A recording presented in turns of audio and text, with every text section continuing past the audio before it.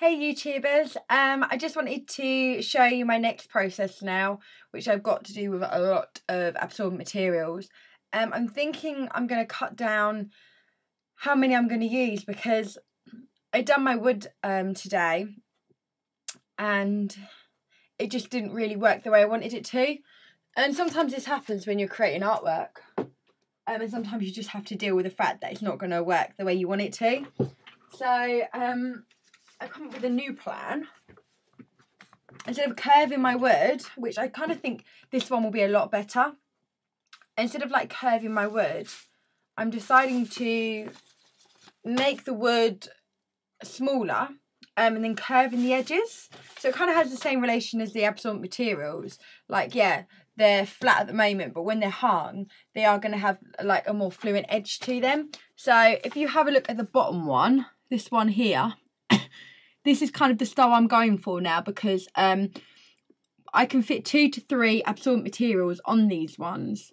And it's not the reason why I'm changing it. I'm changing it because I think it'll work better because I've got wooden poles. If I show you, I've got wooden poles on the ceiling in the minories.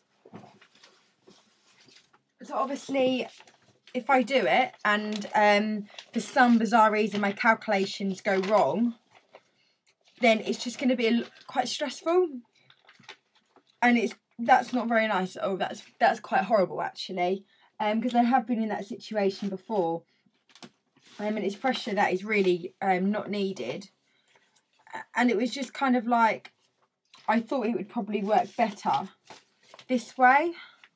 So I've got so many sheets of paper. So yeah, if you can tell, maybe I should just pen it in a little bit because it's not brilliant. So yeah, there's basically poles on the ceiling where the lights have hung, just spotlights. So I suppose they've done this to make the work a lot better, because obviously if you've got the spotlights going on them, you can make it really does react well on a painting. It just gives it a little bit more effect. So yeah, this is my room that I'm having the exhibition in, and if I turn it that way. Yeah, so you walk into the room, and then here you've got like a black pole that goes down and then goes along again. So it's really important that I know how to place the wood, because I want it right next to the window. I want it basically here. So obviously, no, sorry, it's because I'm dyslexic. I'm working backwards. My mind's like gone frozen. Yeah, so what I want is basically I want to start it here, but when it goes round, it might hit one of the poles. So it's really important that the measuring is accurate. And if I'm going to use smaller pieces of wood, I can angle them more. And also, I'm planning on, while doing it like this, it will kiss.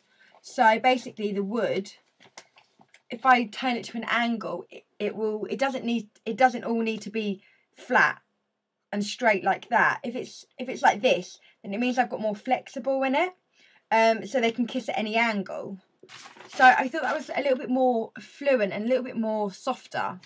Whereas also, if I was going to do it just at one strip, which is what I wanted, a curve of one strip, there's a lot of issues with this. The baby wipes are very heavy. Oh, and the baby wipes are really heavy, so I don't want the wood to bow, and I know that this has happened before, so it's something that I could really avoid by cutting the wood down to. And the only problem is I wanted to do 17, and I think this is what I'm really upset about, the fact that I wanted to do 17 and I know that I'm not going to be able to now. But you've got to understand, when you're an artist, it's about the work, and if, you know, looking back on it now, that's quite a small room. If I've got 17 floating, it might just look too much and it might overpower, and that was really what I didn't want. So if I have 11, it will be a little more bit fluent and a little bit more quieter and approachable. I mean, it won't hit you straight away. So it's really understanding how and what will work best for your piece of artwork.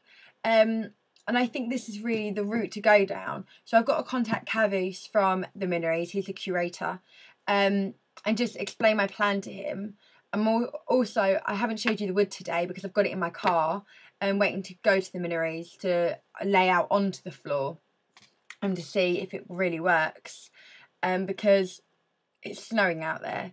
So I'm kind of stressed at the moment because I'm thinking if it's snowing, then how am I going to get to the studio to make the artwork? And I do feel like quite under pressure at the moment. I've got 2 weeks left. It's the 21st today, and I've got to install the exhibition on the 5th of February. So I've got 2 weeks. Everything's prepped, it's just the weather, which is a nightmare. This is the only problem doing an exhibition so early in the year. So now I'm going to unfold, well, I've done my unfolding, and now I'm going to thread my absorbent materials and prep those. So when the snow does go, I can get on with this painting. I'll catch up to you soon. Bye.